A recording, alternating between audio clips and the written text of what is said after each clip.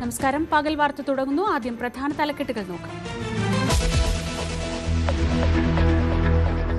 PM Shri പിന്മാറ്റത്തിൽ CPIക്കെതിരെ മന്ത്രി V Sivankutty. ഇടത് രാഷ്ട്രീയം എങ്ങനെ നടപ്പാക്കണമെന്ന് ആരും പഠിപ്പിക്കേണ്ട. SSK ഫണ്ട് കിട്ടിയില്ലെങ്കിൽ ഉത്തരവാദിത്വം തനിക്കില്ല. SSKയുടെ 1500 കോടി രൂപ കിട്ടിയില്ലെങ്കിൽ അതിന്റെ ഉത്തരവാദിത്വം വിദ്യാഭ്യാസ മന്ത്രി എന്നുള്ള നിലയിൽ എനിക്കില്ല. അത് ഏറ്റെടുക്കേണ്ടവർ ഏറ്റെടുത്തോ. CPIക്ക് വലുത് LDF രാഷ്ട്രീയം. മറുപടിയുമായി ബിനോയ് വിശ്വം.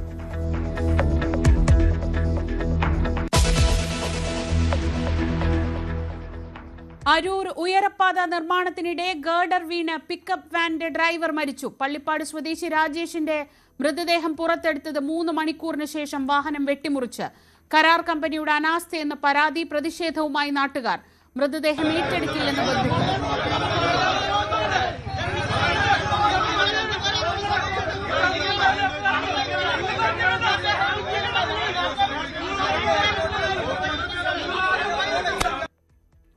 മനഃപൂർവ്വമല്ലാത്ത നരഹത്യയ്ക്ക് കേസെടുത്ത പോലീസ്.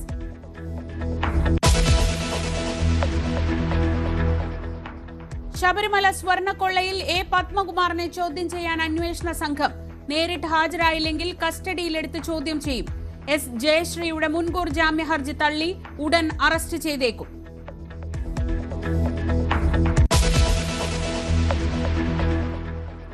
തദ്ദേശ തെരഞ്ഞെടുപ്പ് കളം മുറുകുമ്പോൾ സീറ്റ് വിഭജന തർക്കം തീരാതെ മുന്നണികൾ.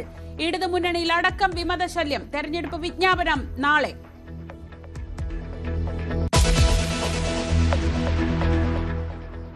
SIR-ൽ നിയമ പോരാട്ടത്തിന് സംസ്ഥാന സർക്കാർ. കേന്ദ്ര തെരഞ്ഞെടുപ്പ് കമ്മീഷനെതിരെ ഹൈക്കോടതിയിൽ ഹർജി.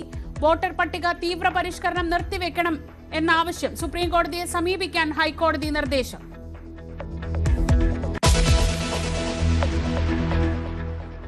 ചെങ്കോട്ട സ്ഫോടനത്തിൽ മരണം 13ആയി. നിർണായക യോഗം വിളിച്ച അമിത്ഷാ. ഭീകരപ്രവർത്തനത്തിന് ഉപയോഗിച്ച 3ാമത്തെ കാറും കണ്ടെത്തി. അക്രമി സംഘം പദ്ധതിയിട്ടത് വൻ സ്ഫോടന പരമ്പരയ്ക്ക്. ഇന്ത്യൻ അന്വേഷണ ഏജൻസികളെ പ്രശംസിച്ച് US സ്റ്റേറ്റ് സെക്രട്ടറി.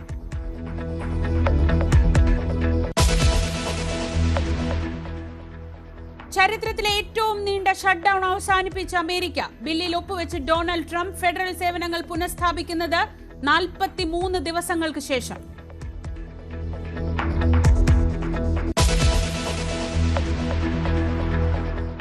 തദ്ദേശ തെരഞ്ഞെടുപ്പ് പ്രചാരണത്തിനിടെ PM ശ്രീയിൽ വീണ്ടും ഏറ്റുമുട്ടി CPM-ഉം CPI-യും. പദ്ധതിയിൽ നിന്നുള്ള പിന്മാറ്റം അടഞ്ഞ അധ്യായമല്ലെന്ന് അടിവരയിട്ട് പറഞ്ഞ മന്ത്രി വി ശിവൻകുട്ടി CPI-യെ രൂക്ഷമായി വിമർശിക്കുകയും ചെയ്തു. ജനയുഗത്തിലെ ലേഖനത്തിനെതിരെ അദ്ദേഹം അതൃപ്തി പരസ്യമാക്കി. തെരഞ്ഞെടുപ്പ് കാലത്ത് പ്രകോപിതനാകാതിരിക്കാനുള്ള രാഷ്ട്രീയ ബോധം തനിക്കുണ്ടെന്നായിരുന്നു CPI സംസ്ഥാന സെക്രട്ടറി ബിനോയ് വിശ്വത്തിന്റെ മറുപടി.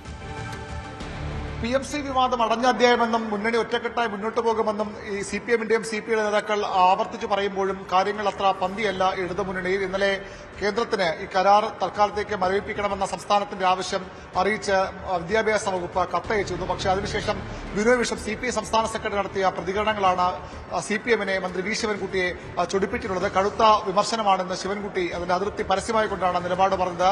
CPM-ന്റെ RSS വിരുദ്ധ പോരാട്ടങ്ങൾ അളക്കാൻ ആരും വരേണ്ട കാര്യമില്ല. RSS വിരുദ്ധ സമീപനം CPM-നെ പഠിപ്പിക്കാൻ ഒരു കേന്ദ്രങ്ങളും മിനക്കെടേണ്ട. ഈ കേന്ദ്ര സർക്കാരിനെ ഇതിനകം PMC നിലപാട് അറിയിച്ചു കഴിഞ്ഞു. അതിന്റെ പേരിൽ SSK ഉൾപ്പെടെയുള്ള ഫണ്ട് നഷ്ടപ്പെടുത്തിയാൽ അതിന്റെ ഉത്തരവാദിത്വം തനിക്കില്ല. ബന്ധപ്പെട്ടവർ അതിന് മറുപടി പറയണമെന്ന് ബിനോയ് വിശ്വത്തെയും CPI-യും പരോക്ഷമായി പരാമർശിച്ചുകൊണ്ട് ശിവൻകുട്ടി പറഞ്ഞു. PM ശ്രീ ഈ വിഷയത്തിൽ സംസ്ഥാന സർക്കാർ സ്വീകരിച്ച നിലപാട് കേരളത്തിലെ പൊതുവിദ്യാഭ്യാസ മേഖലയുടെ താൽപര്യങ്ങൾ സംരക്ഷിക്കുവാനുള്ള ഒരു ഭരണപരമായ ബാധ്യതയുടെയും വിട്ടുവീഴ്ചയില്ലാത്ത രാഷ്ട്രീയ നിലപാടിന്റെയും സംയോജനമാണ് എന്ന് വ്യക്തമാക്കുവാൻ ഞാൻ ആഗ്രഹിക്കുന്നു. കേന്ദ്രാവിഷ്കൃത പദ്ധതികൾ വഴി സംസ്ഥാനങ്ങൾക്ക് ലഭിക്കുന്ന ഫണ്ട് കേരളത്തിന്റെ അവകാശമാണ്. അതാരുടെയും ഔദാര്യമല്ല. PMC പദ്ധതിയിൽ ഒപ്പുവയ്ക്കുവാനുള്ള ആദ്യഘട്ട ശ്രമം പോലും സംസ്ഥാന താൽപര്യം മുൻനിർത്തി നമ്മുടെ വിദ്യാഭ്യാസ നിയമങ്ങൾക്കും പാഠ്യപദ്ധതിക്കും എതിരില്ലാത്ത ഭാഗങ്ങൾ മാത്രം സ്വീകരിക്കുക എന്ന ലക്ഷ്യത്തോടെയായിരുന്നു. PMC പദ്ധതിയിൽ നിന്ന് പിന്മാറുന്നതായി അറിയിച്ച് കേന്ദ്ര സർക്കാരിന് സംസ്ഥാന സർക്കാർ കത്തയച്ചത് LDF രാഷ്ട്രീയത്തിന്റെ വിജയമാണെന്ന് CPI സംസ്ഥാന സെക്രട്ടറി ബിനോയ് വിശ്വത്തിന്റെ പ്രസ്താവന കണ്ടു. ഇത് ആരുടെയും വിജയത്തിന്റെയും പരാജയത്തിന്റെയും പ്രശ്നമൊന്നുമല്ല. ആരെങ്കിലും ഇടപെട്ടതിന്റെ അടിസ്ഥാനത്തിൽ ഇത് ഏതെങ്കിലും ഒരു കൂട്ടരുടെ വിജയമാണ്, വേറെ ഒരു കൂട്ടരുടെ പരാജയമാണെന്ന് ഞാൻ വിശ്വസിക്കുന്നില്ല. ഒരു നയം ഇടതുപക്ഷ ജനാധിപത്യ മുന്നണിക്കുണ്ട്. ആ നയം കൂടിയാലോചനയിലൂടെ പരിഹാരം കാണണമെന്നുള്ളതിലേക്ക് തീരുമാനിച്ചു. കുറച്ചുകൂടി സംയമനത്തോടുള്ള മറുപടിയാണ് ഇന്ന് ബിനോയ് വിശ്വം നൽകിയത്. തദ്ദേശ തെരഞ്ഞെടുപ്പ് ആയതുകൊണ്ട് കൂടുതൽ കാര്യങ്ങൾ പറയുന്നില്ല എന്നാണ് ശിവൻകുട്ടി പറഞ്ഞത്. അതുകൊണ്ട് തന്നെ താനും അത്തരം കാര്യങ്ങളിലേക്ക് പോകുന്നില്ല. താൻ തികഞ്ഞ ഇടതുബോധം ഉൾക്കൊണ്ട് പറയുകയാണ്. PMC കരാർ തീർച്ചയായും സംസ്ഥാന താൽപര്യത്തിന് വിരുദ്ധമായിരുന്നു, അതുകൊണ്ടാണ് അതിൽ ഉൾപ്പെടാതെ പോയെന്ന് പറഞ്ഞുകൊണ്ട് വിവാദങ്ങളിൽ ശിവൻകുട്ടി ഇപ്പോൾ പറഞ്ഞ കടുത്ത അതൃപ്തി കൂടി പരസ്യമാക്കുകയാണ് ബിനോയ് വിശ്വം. അപ്പോഴും ഒരു കടുത്ത പരാമർശങ്ങൾക്ക് ബിനോയ് വിശ്വം തയ്യാറായിട്ടില്ല. സഖാവ് ശിവൻകുട്ടി ഇത്രയും പ്രകോപിതരാകാൻ എന്താണ് കാരണമെന്ന് എനിക്കറിയില്ല. ഞാൻ എന്തായാലും കമ്മ്യൂണിസ്റ്റ് പാർട്ടി സെക്രട്ടറിയാണ്. പ്രകോപനം ഉണ്ടാക്കാനോ പ്രകോപിതരാകാനോ ഞാനില്ല. സഖാവ് ശിവൻകുട്ടിയെ എന്തെങ്കിലും പഠിപ്പിക്കാൻ ഞാൻ ആളല്ല. PMC എന്ന പദ്ധതി NEP-യുമായിട്ട് കൂട്ടിയിണക്കപ്പെട്ട ഒന്ന്, RSSന്റെ വിദ്യാഭ്യാസ അജണ്ട നടപ്പിലാക്കാനുള്ള ഒരു നീക്കം, അതിനെപ്പറ്റിയുള്ള ഇടതുപക്ഷ രാഷ്ട്രീയത്തിന്റെ ശരി എന്താണെന്ന് ഞാൻ പഠിപ്പിക്കുന്നില്ല. പക്ഷെ അത് പഠിപ്പിക്കാൻ CPM-ന്റെ നേതാക്കൾ ഈ നാട്ടിലുണ്ട്. ശിവൻകുട്ടിയുടെ ഇന്നത്തെ നിലപാട് പ്രഖ്യാപനം അദ്ദേഹത്തിന്റെ മാത്രം അഭിപ്രായമായി കാണാൻ കഴിയില്ല. CPM നേതൃത്വത്തിന്റെ മുഖ്യമന്ത്രിയുടെ അറിവോടുകൂടി നടത്തിയ ഒരു പ്രസ്താവനയെ തന്നെ അതിനെ കാണേണ്ടതുണ്ട്. കടുത്ത CPI-യുടെ നീക്കങ്ങളിലും ഈ PMC കരാറിൽ സർക്കാർ പിന്മാറിയതിന്റെ മരവിപ്പിക്കാൻ പറഞ്ഞതിന്റെ ക്രെഡിറ്റ് അടിച്ചെടുക്കാൻ CPI നടത്തുന്ന ഇടപെടലും കടുത്ത അമർഷം CPM-നുണ്ട്. അതെങ്ങനെയാണ് വരും ദിവസങ്ങളിൽ ഡെവലപ്പ് ചെയ്യുക എന്നാണ് കണ്ടറിയേണ്ടത്. അത് തദ്ദേശ തെരഞ്ഞെടുപ്പിനെയും ബാധിക്കുമോ എന്ന കാര്യത്തിലുമൊക്കെ ഇരു പാർട്ടികൾക്കും വലിയ ആശങ്കയുണ്ട്. ആലപ്പുഴ എരമല്ലൂരിൽ ഉയരപ്പാത നിർമ്മാണത്തിനിടെ ഗർഡർ വീണ പിക്കപ്പ് വാൻ ഡ്രൈവർക്ക് ദാരുണാന്ത്യം. ഹരിപ്പാട് പള്ളിപ്പാട് സ്വദേശി രാജേഷാണ് മരിച്ചത്. അപകടമുണ്ടായി 3 മണിക്കൂറുകൾക്ക് ശേഷം വാഹനം വെട്ടിമുറിച്ചാണ് ഡ്രൈവറെ പുറത്തെടുത്തത്. ഹൈഡ്രോളിക് ജാക്കിയുടെ തകരാറാണ് അപകട കാരണമെന്നാണ് കരാർ കമ്പനിയായ അശോക ബിൽകോണിന്റെ വിശദീകരണം. അപകടത്തിൽ പൊതുമരാമത്ത് മന്ത്രി PM മുഹമ്മദ് റിയാസ് പൊതുമരാമത്ത് സെക്രട്ടറിയോട് വിശദീകരണം തേടി. അപകടം പതിവാണെന്ന് ആരോപിച്ച് നാട്ടുകാർ സ്ഥലത്ത് പ്രതിഷേധിച്ചു. ദേശീയപാതയിൽ ഉയരപ്പാത നിർമ്മാണത്തിൽ അടിക്കടി അപകടങ്ങൾ ഉണ്ടാകുന്നു എന്നുള്ള വലിയ രീതിയിലുള്ള പരാതികൾ ഉയരുന്നുണ്ടായിരുന്നു. നിരവധിയായ അപകടങ്ങൾ ഈ നിർമ്മാണവുമായി ബന്ധപ്പെട്ട് തന്നെ വാഹനാപകടങ്ങളുടെ രൂപത്തിലും മറ്റും സംഭവിക്കുന്നുണ്ടായിരുന്നു. അതിൽ ഒടുവിലത്തേതാണ് പുലർച്ചെയുണ്ടായ ഇത് ഉത്തരവാദിത്തപ്പെട്ടവരുടെ ഒരു അനാസ്ഥ എന്ന രീതിയിൽ തന്നെയാണ് ആക്ഷേപം ഉയരുന്നത്. ഈ കാണുന്ന കൂറ്റൻ ഗർഡർ, ഇത് 2 ഗർഡറുകളാണ് താഴേക്ക് വീണത്. ഈ ഗർഡറിനടിയിൽപ്പെട്ട ഒരു മരണം സംഭവിച്ചിരിക്കുന്നു. പിക്കപ്പ് വാൻ ഡ്രൈവറായ പിക്കപ്പ് വാനിലേക്ക് മുകളിലേക്കാണ് ഗർഡർ വീഴുന്നത്. പിക്കപ്പ് വാൻ ഓടിച്ചിരുന്ന ആലപ്പുഴ ഹരിപ്പാട് സ്വദേശിയായ രാജേഷാണ് ഇതിൽപ്പെട്ട മരിച്ചത്. മണിക്കൂറുകൾ നീണ്ട പരിശ്രമത്തിനു ശേഷമാണ് രാജേഷിന്റെ മൃതദേഹം അതിൽ നിന്ന് വാഹനത്തിൽ നിന്ന് എടുക്കാനായിട്ട് സാധിച്ചത്. പുലർച്ചെ 3 മണിയോടുകൂടി ഉണ്ടായ അപകടം. അതിനുശേഷം ഏതാണ്ട് അത്രയും 3 മണിക്കൂറിലധികം നീണ്ടുനിന്ന വലിയ ശ്രമത്തിനൊടുവിലാണ് ഈ വാഹനം ഇവിടെ നിന്ന് നീക്കാനടക്കം പറ്റിയത്. ഏതായാലും ഞെട്ടിപ്പിക്കുന്ന രീതിയിലുള്ള ഒരു അപകടം എന്ന് തന്നെ പറയാൻ കഴിയുള്ളൂ. കാരണം ഇത് കൈകാര്യം ചെയ്യുമ്പോൾ ഇതിന് താഴെ കൂടി സാധാരണഗതിയിൽ ഗതാഗതമടക്കം അനുവദിക്കാറില്ല. പക്ഷേ അത് ഉണ്ടായി. അങ്ങനെ തന്നെ അതുകൊണ്ടാണ് ഈ വാഹനം ഇതിനടിയിൽ പെട്ടുപോകുന്നതും ഈ ഒരു ദാരുണമായ സംഭവം ഉണ്ടാകുന്നതും. ഇതെന്തായാലും ഇത് പരിശോധിക്കണം, എന്താണ് സംഭവിച്ചതെന്ന് പരിശോധിക്കണമെന്ന് സ്ഥലത്തെത്തിയ MLA ലലീമ പറഞ്ഞു. സാധാരണ ഗർഡറുകൾ കയറ്റുന്ന സമയത്ത് നമ്മുടെ വാഹനങ്ങൾ സ്വാഭാവികമായിട്ട് കയറ്റി വിടാറില്ല. ഇരു സൈഡും ബ്ലോക്ക് ചെയ്തതിന് ശേഷമേ വാഹനങ്ങൾ കടത്തി വിടാറുള്ളൂ. കാരണം നമുക്ക് ഇതിനു മുന്നേ ചെറിയ അപകടങ്ങൾ ഉണ്ടായിട്ടുണ്ട്. അതുകൊണ്ട് തന്നെ അതിൻ്റെതായ ശ്രദ്ധ പരിപാലിച്ചുകൊണ്ട് തന്നെയാണ് വാഹനങ്ങൾ, കാരണം അത്രയേറെ ഗർഡറുകൾ ഇതിനകത്ത് മുകളിൽ കയറിയിട്ടുണ്ടല്ലോ. അപ്പോൾ വാഹനം അങ്ങോട്ടും ഇങ്ങോട്ടും പോയിക്കൊണ്ടിരിക്കുമ്പോൾ ഗർഡർ ഒരിക്കലും കടത്താറില്ല. വാഹനം തടഞ്ഞു നിർത്തിയിട്ടാണ് ഗർഡർ കടത്തുന്നത്. ഇതിനെന്താണ് സംഭവിച്ചതെന്നറിയില്ല. അവർ പറയുന്നത് ഒരു ജാക്കി വച്ചതിന് ശേഷം ഒരു ജാക്കി തെന്നി മാറി എന്നുള്ളതാണ് അവർ പറയുന്നത്. അത് വിശദമായിട്ട് പരിശോധിക്കും. അത് അതിൻ്റെതായ എഞ്ചിനീയേഴ്സ് വന്നാലും നമുക്ക് കാര്യങ്ങൾ കൃത്യമായിട്ട് അറിയാൻ പറ്റുകയുള്ളൂ.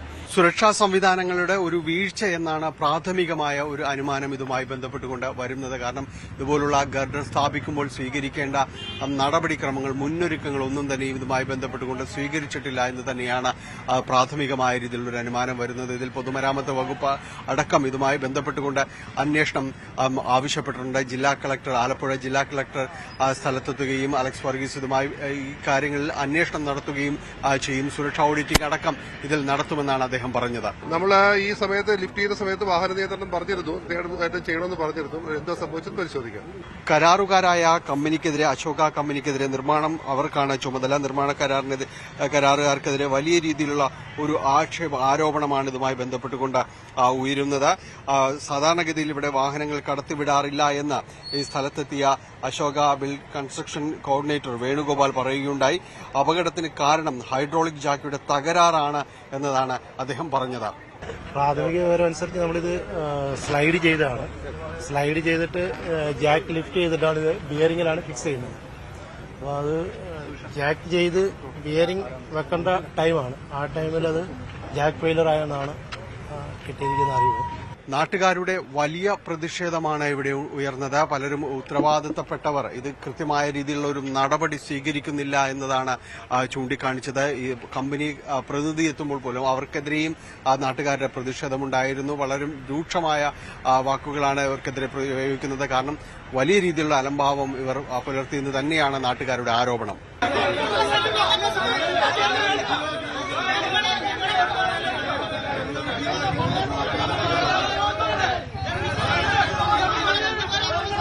ഭയങ്കരമായ ഒരു സുരക്ഷാ വീഴ്ചയാണ് ഇവർ കാണിക്കുന്നത്.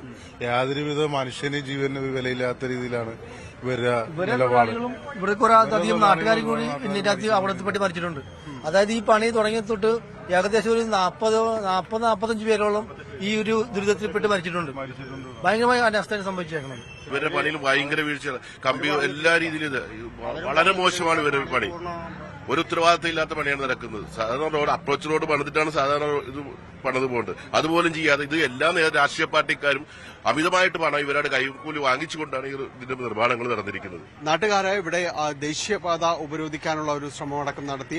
പോലീസ് പിന്നീട് അതിൽ ഇടപെടുകയുണ്ടായി.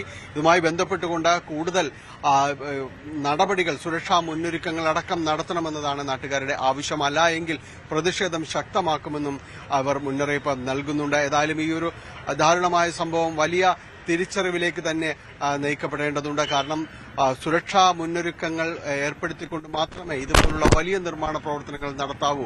അല്ല എങ്കിൽ ഇനിയും ഈ പാത നിർമ്മാണം പൂർത്തിയാക്കാനുണ്ട്.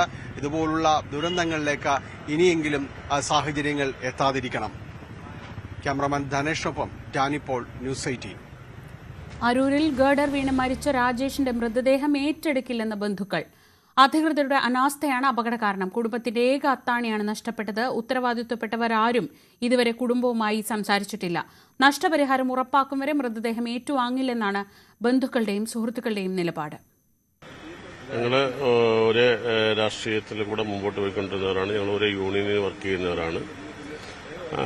ഇത് ഇങ്ങനെ സംഭവിച്ചത് മറ്റൊരു കുടുംബത്തിൽ നാളെ ഉണ്ടാവാതിരിക്കാനും കൂടെ വേണ്ടിയിട്ടാണ് ഞങ്ങൾ ഈ നിലപാട് സ്വീകരിച്ചിരിക്കുന്നത്. നിലപാടെന്ന് പറഞ്ഞു കഴിഞ്ഞാൽ ഞങ്ങൾക്ക് ഈ കുടുംബത്തിന് അർഹമായ കോമ്പൻസേഷൻ വേണം. എന്നെന്ന് പറഞ്ഞാൽ ഈ മരിച്ച ആളിന്, രാജേഷ് എന്ന് പറഞ്ഞ വ്യക്തിക്ക് ഒരാണും ഒരു പെൺകുട്ടിയുമാണുള്ളത്. അതിനകത്തൊരു കുട്ടി എന്ന് പറയുന്നത് ജന്മനാ തന്നെ ഡയബറ്റിക് പേഷ്യന്റാണ്. ആ കുടുംബം മുമ്പോട്ട് പോകുന്നത് തന്നെ ഈ രാജേഷ് എന്ന് പറഞ്ഞ ആളുടെ വരുമാനം കൊണ്ടാണ്. പിന്നെ അവരുടെ മാതാപിതാക്കൾ, രാജേഷിന്റെ പ്രായമായ 2 മാതാപിതാക്കൾ, ഇവർക്കെല്ലാം അർഹമായ കോമ്പൻസേഷൻ കിട്ടുകയും വേണം. അതോടൊപ്പം തന്നെ ഗവൺമെന്റ് സൈഡിൽ നിന്നും നാഷണൽ ഹൈവേ അതോറിറ്റിയുടെ ഭാഗത്തു നിന്നും ഇനി ഇങ്ങനെ ഒരു ദുരന്തം ആവർത്തിക്കില്ല എന്ന്, ഒരു കുടുംബവും അനാഥമാകില്ല എന്നുള്ള ഒരു അഷുറൻസും ഞങ്ങൾക്ക് കിട്ടണം. ഈ 2 ഡിമാൻഡാണ് ഞങ്ങൾക്കുള്ളത്. ഞങ്ങളെ ബന്ധപ്പെടുന്നവരോട് ഞങ്ങൾ പറയുന്നുണ്ട്. പക്ഷെ ഞങ്ങൾ ഇവരായിട്ടും ഞങ്ങളുടെ കൗതുകരവും സങ്കടകരവുമായ കാര്യം എന്ന് വെച്ച് കഴിഞ്ഞാൽ ഇതുവരെയും ഗവൺമെന്റ് സൈഡിൽ നിന്ന് ആരും ഞങ്ങളെ ബന്ധപ്പെട്ടിട്ടില്ല. സംസ്ഥാന സർക്കാർ ലെവലിൽ നിന്നാണേലും പിന്നെ അതല്ലേ നാഷണൽ ഹൈവേ അതോറിറ്റിയുടെ ഭാഗത്തു നിന്നാണേലും ആരും ഞങ്ങൾ ഇതുവരെയായിട്ടും ബന്ധപ്പെട്ടിട്ടില്ല. കുറെ ഏജന്റന്മാർ ബന്ധപ്പെടുന്നുണ്ട്. കുറെ ഏജന്റന്മാർ ഞങ്ങൾക്ക് കാശ് മേടിച്ചു തരാമെന്നൊക്കെ പറഞ്ഞ് ബന്ധപ്പെടുന്നുണ്ട്. അല്ലാതെ ഞങ്ങളുടെ കമ്പനിയുടെ ഒഫീഷ്യൽ ആൾക്കാരും ഞങ്ങൾ ഇതുവരെയായിട്ടും ബന്ധപ്പെട്ടിട്ടില്ല. ഞങ്ങൾ മൃതദേഹം ഏറ്റുവാങ്ങില്ല. ആ ഒരു സ്റ്റാൻഡിലാണ് ഞങ്ങൾ നിൽക്കുന്നത്. ഡാനി പോൾ വിവരങ്ങളുമായി. ഡാനി, ഇതേ സ്ഥിതി തന്നെയാണോ ഇപ്പോഴുമുള്ളത്? ഇവരെ ആരെങ്കിലും അധികൃതരുടെ ഭാഗത്ത് നിന്ന് ആരെങ്കിലും ബന്ധപ്പെട്ടോ?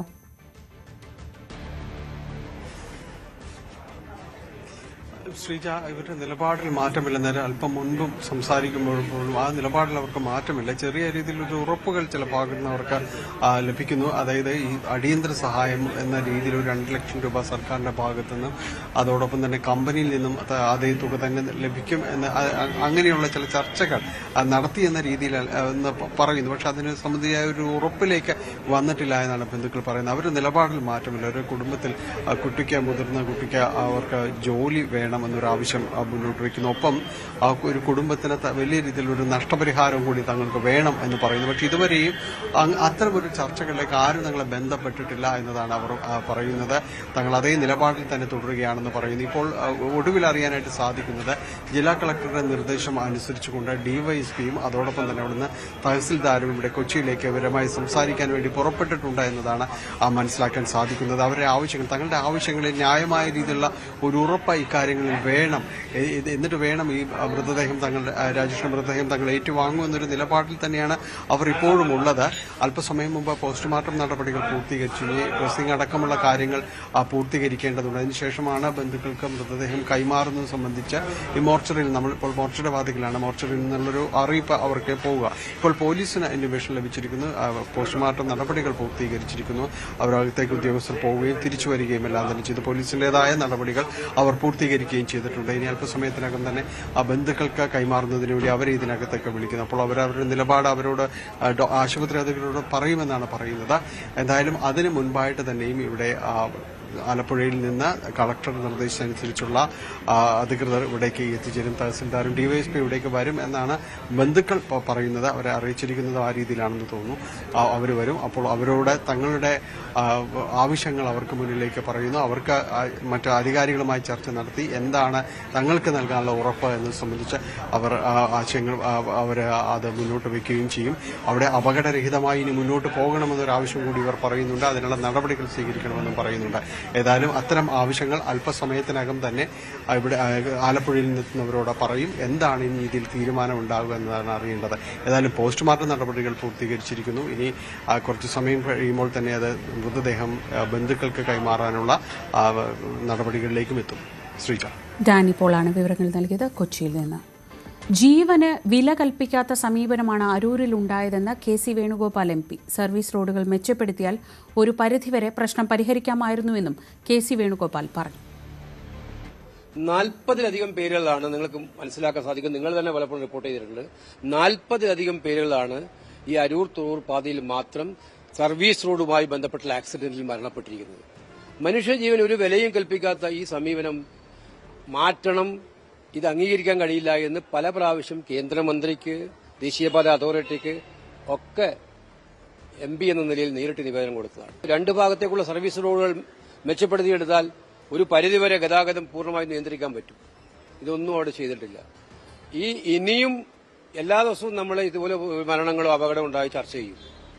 ഇനിയും ഇത്തരം കാര്യങ്ങൾ ഉണ്ടാകാതിരിക്കാനുള്ള ശ്രദ്ധ ദേശീയപാത അതോറിറ്റിയുടെ ഭാഗത്തുണ്ടാകണം, അതുപോലെ തന്നെ കേരള ഗവൺമെന്റിന്റെ ഭാഗത്തുണ്ടാകണം. ഇത് അങ്ങേയറ്റം സത്യത്തിലൊരു കൊലയ്ക്ക് നേതൃത്വം കൊടുക്കുന്ന സ്ഥിതിയിലേക്ക് കാര്യങ്ങൾ പോവുകയാണ്. അവിടെ ഓരോ ദിവസവും മനുഷ്യജീവനുകൾ ഇങ്ങനെ പൊലിഞ്ഞുകൊണ്ടിരിക്കുകയാണ്. ശബരിമല സ്വർണ്ണക്കൊള്ളയിൽ ദേവസ്വം ബോർഡ് മുൻ പ്രസിഡന്റ് A. പത്മകുമാറിനെ പ്രത്യേക അന്വേഷണ സംഘം വൈകാതെ ചോദ്യം ചെയ്യും. നേരിട്ട് ഹാജരാകാൻ തയ്യാറായില്ലെങ്കിൽ കസ്റ്റഡിയിലെടുത്ത് ചോദ്യം ചെയ്യാനാണ് തീരുമാനം. കേസിൽ മുൻ ദേവസ്വം സെക്രട്ടറി S. ജയശ്രീയുടെ മുൻകൂർ ജാമ്യം പത്തനംതിട്ട ജില്ലാ കോടതി തള്ളിയതോടെ അറസ്റ്റുടൻ തന്നെ ഉണ്ടായേക്കും. ദ്വാരപാലക ശില്പങ്ങളിലെ സ്വർണം കവർന്ന കേസിൽ 4ാം പ്രതിയാണ് ജയശ്രീ.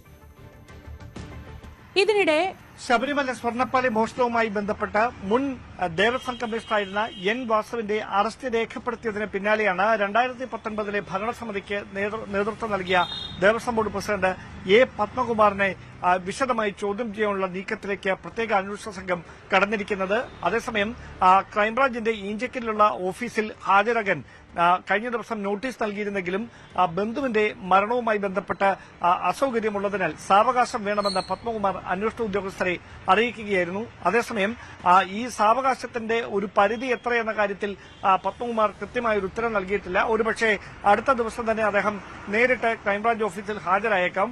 അതിന് ഏതെങ്കിലും തരത്തിലുള്ള ഒരു കാലതാമസം നേരിടുന്ന സാഹചര്യം ഉണ്ടായാൽ കസ്റ്റഡിയിലെടുത്ത് ചോദ്യം ചെയ്യാനുള്ള കടുത്ത നീക്കത്തിലേക്ക് SIT കടക്കുമെന്നാണ് അറിയുന്നത്.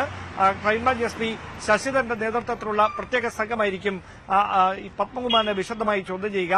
പത്മകുമാറിനെയും അതോടൊപ്പം തന്നെ വാസുവിനെയും ഒരുമിച്ചിരുത്തി ചോദ്യം ചെയ്യാനുള്ള നീക്കങ്ങളും അന്വേഷണ സംഘം നടത്തുന്നുണ്ട്. എടുത്തു പറയേണ്ട കാര്യം വാസുവിനെതിരെ അറസ്റ്റിലേക്ക് കടന്നതുപോലെ പത്മകുമാറിനെതിരെയും സമാനമായൊരു നീക്കം പെട്ടെന്നുണ്ടാകുമോ എന്നതാണ് ഇനി അറിയാനുള്ളത്. ആദ്യം ക്രൈംബ്രാഞ്ച് രജിസ്റ്റർ ചെയ്ത FIR-ൽ രണ്ടാമത്തെ FIR-ലാണ് കൃത്യമായി പത്മകുമാർ ഉൾപ്പെട്ട ഭരണസമിതിയുടെ പങ്കാളിത്തത്തെക്കുറിച്ച് കൃത്യമായി എടുത്തു പറയുന്നത്. അതുകൊണ്ട് തന്നെ ആ ഭരണസമിതിക്ക് നേതൃത്വം നൽകിയ ആളെന്ന നിലയിൽ ഈ ഉത്തരവാദിത്തങ്ങളിൽ നിന്ന് പത്മകുമാറിനും ഒഴിഞ്ഞു മാറാനാവില്ല. അന്വേഷണം നിർണായകമായ ഒരു ഘട്ടത്തിലേക്ക് കടക്കുന്ന പശ്ചാത്തലത്തിൽ അടുത്ത ഇടക്കാല റിപ്പോർട്ട് ഹൈക്കോടതിയിൽ സമർപ്പിക്കുന്നതിന് മുമ്പ് പത്മകുമാറിനെ വിശദമായി ചോദ്യം ചെയ്ത് തുടർ നീക്കങ്ങളിലേക്ക് കടക്കുന്നതടക്കമുള്ള കാര്യങ്ങൾ സമഗ്രമായി ആ റിപ്പോർട്ടിൽ പരാമർശിക്കേണ്ടതുണ്ട്. അതുകൊണ്ട് തന്നെയാണ് തിടുക്കത്തിലുള്ള നീക്കങ്ങളിലേക്ക് SIT കടക്കുന്നത്. അതേസമയം സന്നിധാനത്ത് സ്വർണ്ണക്കടത്ത് കേസിലെ പ്രതിക്ക് നിയമനം നൽകിയ ഉത്തരവ് റദ്ദാക്കി. ADGP-യാണ് ഉത്തരവ് റദ്ദാക്കിയത്. നെടുമ്പാശ്ശേരി സ്വർണ്ണക്കടത്ത് കേസിലെ പ്രതി SIR കൃഷ്ണകുമാറിനെ നിയമിച്ച നടപടിയാണ് റദ്ദാക്കിയത്. ഹൈക്കോടതി റിപ്പോർട്ട് ആവശ്യപ്പെട്ടതിന് പിന്നാലെയാണ് തീരുമാനം.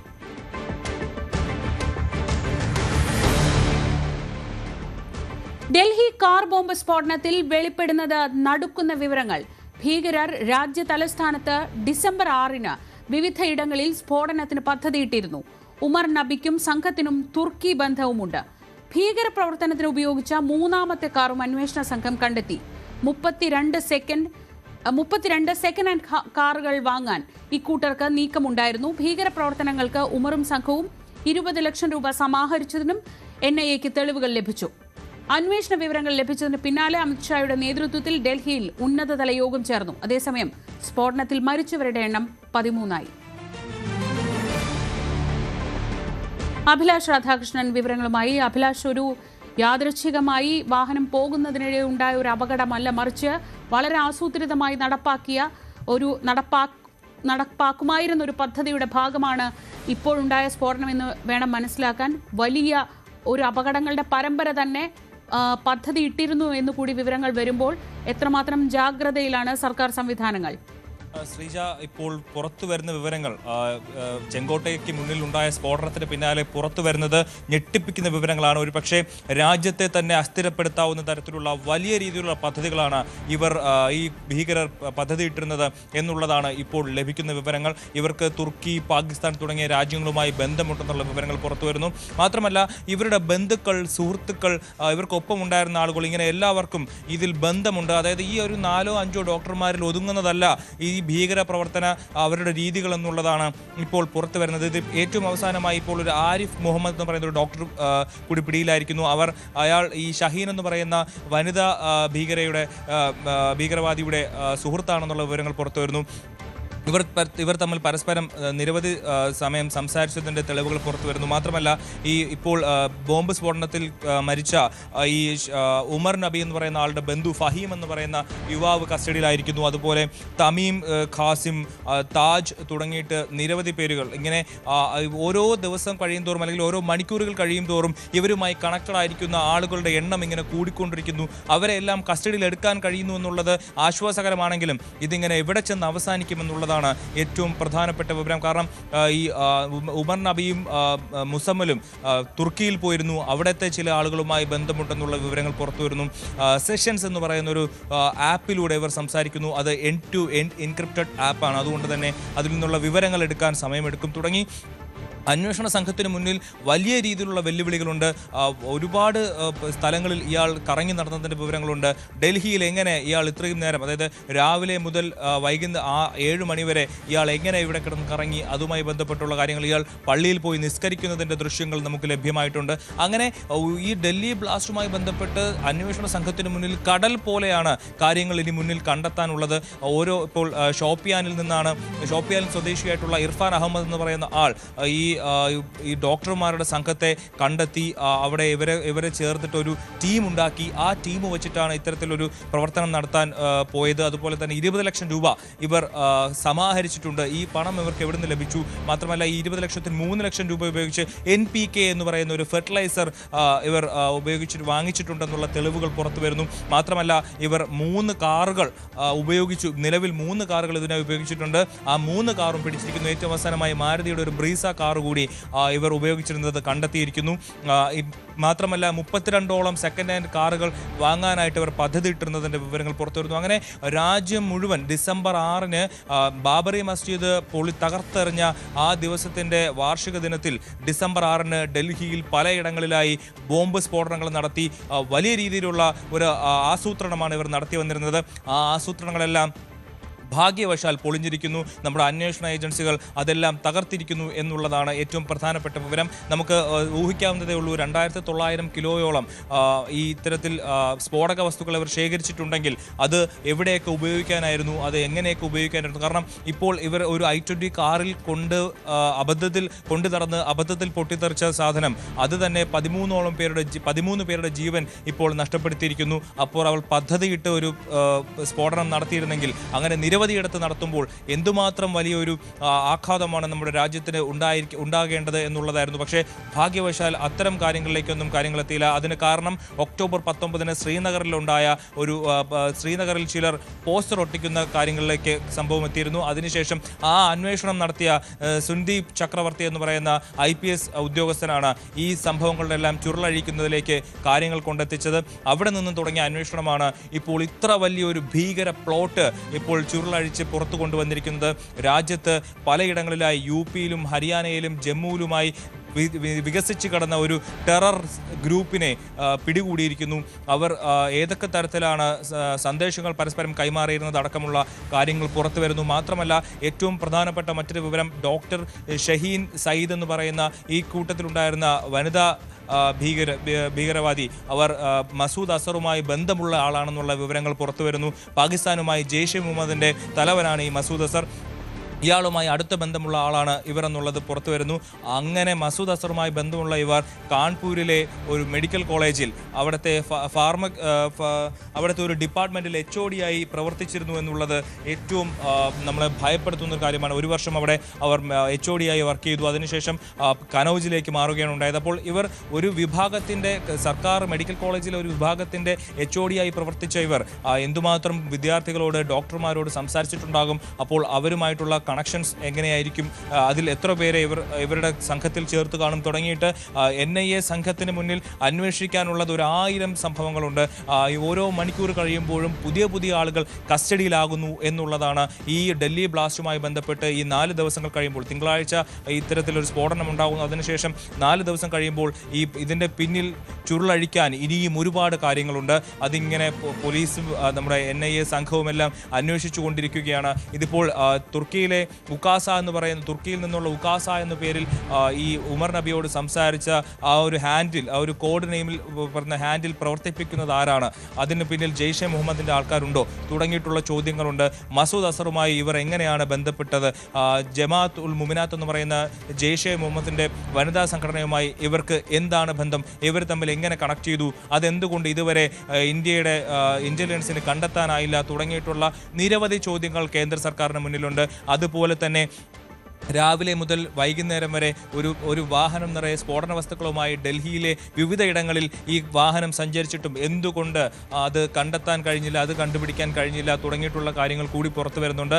ശരി അഭിലാഷ്, എന്തായാലും ഒരുപാട് ചോദ്യങ്ങൾ സർക്കാരിന് മുന്നിലും അന്വേഷണ ഏജൻസികൾക്ക് മുന്നിലും ബാക്കിയാണ്. അതിനൊക്കെ ഉത്തരം കണ്ടെത്തേണ്ടതുണ്ട്. പക്ഷേ അതിൻ്റെ ലക്ഷ്യം ഒന്നായിരുന്നു, അത് രാജ്യത്തെ അസ്ഥിരപ്പെടുത്തുന്ന രീതിയിൽ വലിയ തോതിൽ ഒരു സ്ഫോടന പരമ്പര തന്നെ നടത്താനുള്ള തയ്യാറെടുപ്പായിരുന്നു ആ കാറിൽ കൊണ്ടുപോയ സ്ഫോടക വസ്തുക്കൾ കൊണ്ട് ലക്ഷ്യമിട്ടിരുന്നത് എന്ന കാര്യത്തിൽ സംശയമില്ല. പക്ഷേ അതെങ്ങനെ ശ്രദ്ധയിൽപ്പെടാതെ പോയി എന്ന ആ പ്രധാനപ്പെട്ട ചോദ്യത്തിന് ഉത്തരം കണ്ടെത്തേണ്ടിയിരിക്കുന്നു. ഡൽഹി കാർ ബോംബ് സ്ഫോടനത്തിലെ അന്വേഷണത്തിൽ ഇന്ത്യൻ ഏജൻസികളെ പ്രശംസിച്ച് US വിദേശകാര്യ സെക്രട്ടറി മാർക്കോ റൂബിയോ. US സഹായം വാഗ്ദാനം ചെയ്തെങ്കിലും ഇന്ത്യയിലെ ഉദ്യോഗസ്ഥർ അസാധാരണമായ വിധത്തിൽ പ്രൊഫഷണലിസത്തോടെയാണ് അന്വേഷണം കൈകാര്യം ചെയ്യുന്നതെന്ന് അദ്ദേഹം പറഞ്ഞു. ബുധനാഴ്ച നടന്ന G7 വിദേശകാര്യമന്ത്രിമാരുടെ യോഗത്തിന് ശേഷം കാനഡയിൽ മാധ്യമപ്രവർത്തകരോട് സംസാരിക്കുകയായിരുന്നു Rubio. Yeah, we're aware of the potential that holds, but I think the Indians need to be commended. They've been very measured and cautious and very professional in how they're carrying out this investigation. That investigation continues. It clearly was a terrorist attack, and it was a car loaded with highly explosive materials that detonated and killed a lot of people.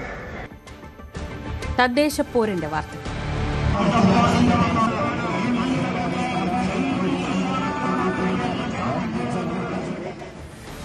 Thiruvananthapuram ജില്ലാ panchayat seat വിഭജനത്തിൽ LDF-ൽ തർക്കം. ഒരു seat അധികം വേണമെന്ന ആവശ്യം അംഗീകരിച്ചില്ല. ധാരണയായ 4 സീറ്റുകളിൽ സ്ഥാനാർത്ഥികളെ തീരുമാനിച്ചതായും ഒരു സീറ്റിന്റെ കാര്യം സംസ്ഥാന തലത്തിൽ ചർച്ച നടക്കുന്നുവെന്നും CPI ജില്ലാ സെക്രട്ടറി മാങ്കോട് രാധാകൃഷ്ണൻ ന്യൂസ് 18നോട് പറഞ്ഞു. ജില്ലാ പഞ്ചായത്തില് വർദ്ധിച്ച സീറ്റിൽ ഒരു സീറ്റ് CPI ആവശ്യപ്പെട്ടിട്ടുണ്ട്. നിലവിലുള്ള 4 സീറ്റിനെ സംബന്ധിച്ച് ചർച്ച ചെയ്ത് ധാരണയും ആയിട്ടുണ്ട്. ഒരു സീറ്റിനെ സംബന്ധിച്ചുള്ള വർധന പാർട്ടി സംസ്ഥാന നേതൃത്വം സംസാരിച്ചുകൊണ്ടിരിക്കുകയാണ്. അത് സംസ്ഥാന നേതൃത്വം പറയുന്നതിനനുസരിച്ച് ആ കാര്യത്തിൽ തീരുമാനമെടുക്കും. ആകെയുള്ള 28 ഡിവിഷനുകളിൽ 21 CPM മത്സരിക്കും. മറ്റ് 7 ഇടങ്ങളിൽ CPI ഉൾപ്പെടെയുള്ള ഘടകകക്ഷികൾ മത്സരിക്കുമെന്നും സ്ഥാനാർത്ഥികളെ പ്രഖ്യാപിച്ച് CPM ജില്ലാ സെക്രട്ടറി V. ജോയ് പറഞ്ഞു. തിരുവനന്തപുരം കോർപ്പറേഷനിലെ സ്ഥാനാർത്ഥി നിർണയത്തിൽ 3 മുന്നണികളിലും തർക്കം രൂക്ഷമാണ്. ഒരിടത്തും ഇടതുമുന്നണിക്ക് റിബൽ സ്ഥാനാർത്ഥികൾ ഉണ്ടാവില്ലെന്ന് വ്യക്തമാക്കിയ ജില്ലാ സെക്രട്ടറി ചെമ്പഴന്തി വാർഡിൽ മത്സരിക്കുന്ന ആനി അശോകനെതിരെ നേരത്തെയും പാർട്ടി നടപടിയെടുത്തിട്ടുണ്ട് എന്ന നിലപാടിലാണ്. ഇടതുപക്ഷത്തിന് ഒരു റബൽ സ്ഥാനാർത്ഥിയും ഉണ്ടാകില്ല. അത് കൃത്യമായിട്ട് തന്നെ അത്തരം കാര്യങ്ങളിൽ ഞങ്ങൾ ഇടപെട്ട് അവരുടെ തെറ്റിദ്ധാരണകൾ, ആരെങ്കിലും 1-2 ആളുകൾക്കുള്ള തെറ്റിദ്ധാരണകൾ ഉണ്ടെങ്കിൽ തിരുത്തും. അല്ലെങ്കിൽ ഇവരുടെ പേരിൽ 3 പ്രാവശ്യം പാർട്ടി നടപടി എടുത്തിട്ടുള്ളതാണ്. പിന്നീട് നടപടിയെല്ലാം കഴിഞ്ഞതിന് ശേഷം കുറെ കാലം കഴിയുമ്പോൾ അത് മാപ്പാക്കി തരണമെന്ന് പറഞ്ഞ് തിരിച്ചു പാർട്ടിയിൽ വരുന്നത്. ഈ പാർട്ടിയാണല്ലോ അവരെ ബ്ലോക്ക് പഞ്ചായത്ത് പ്രസിഡന്റാക്കിയത്. ഈ പാർട്ടിയാണ് ബ്ലോക്ക് പഞ്ചായത്ത് പ്രസിഡന്റാക്കിയത്. ആ പഞ്ചായത്ത് പ്രസിഡന്റ് ആയിരിക്കുമ്പോഴാണ് നിങ്ങൾക്കെല്ലാം അറിയാമായിരിക്കും നാലിക്കടന്ന് ചെരുപ്പൂരി അവിടുത്തെ ബ്ലോക്ക് സെക്രട്ടറിയുടെ ചെവിക്കലിൽ അടിക്കാൻ വേണ്ടിയിട്ട് പോവുകയോ പുറത്തടിക്കുകയോ ഒക്കെ ചെയ്ത സംഭവമുണ്ട്. അപ്പൊ അതൊക്കെ പാർട്ടി എന്നുള്ള നിലയിൽ നമ്മൾ നോക്കിയിട്ടുണ്ട്, അത് പരിശോധിച്ചിട്ടുണ്ട്. അപ്പൊ അതുകൊണ്ട് അവരെ സംബന്ധിച്ചിടത്തോളം എപ്പോഴും നടപടി വരും, പിന്നീട് തിരിച്ചു വരും, അങ്ങനെയാണ്. അപ്പൊ ഒരു സ്ഥിരത അക്കാര്യത്തെ സംബന്ധിച്ചിടത്തോളം ഇല്ല. എന്നിരുന്നാലും പാർട്ടിയുടെ നിലപാട് ഔദ്യോഗികമായിട്ട് ഉച്ചയ്ക്ക് പറയും. VV അരുൺ വിവരങ്ങളുമായി. അരുൺ, എപ്പോഴും തലസ്ഥാനത്തേക്ക് ശ്രദ്ധ കൂടുതലാണ്. തർക്കങ്ങളൊന്നുമില്ല എന്ന് പറയുമ്പോൾ പോലും ഇപ്പോൾ CPI പരസ്യമായി തന്നെ ആ ഒരു സീറ്റിന്റെ കാര്യത്തിൽ രംഗത്തെത്തുന്നുണ്ട്. ഈ നാളെ വിജ്ഞാപനം ഇറങ്ങുകയാണ്. നാളെ തൊട്ട് നാമനിർദ്ദേശ പത്രിക സമർപ്പണവും തുടങ്ങും. അപ്പോഴത്തേക്ക് ഈ പ്രശ്നങ്ങളൊക്കെ പറഞ്ഞു തീർക്കാൻ കഴിയുമോ?